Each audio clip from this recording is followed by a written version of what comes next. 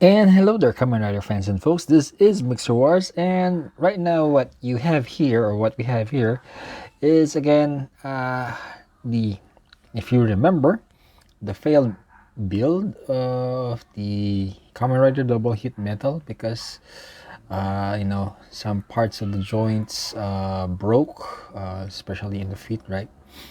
And yeah, I have bought the same model kit and I already removed the sprues from the plastic bags, and I just want to show, or rather this is actually just a visiting. This is the heat metal that I built last year with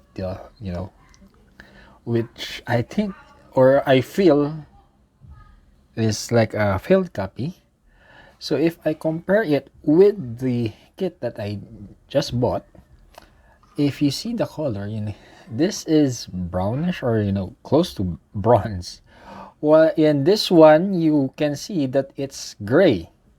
So much closer to the colors of hit metal.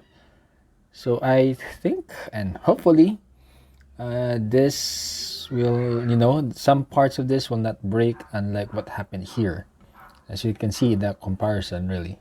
So anyways, the following portion of this video is, again, you'll see me building again hit metal with a new copy of the kit, and here's to hoping that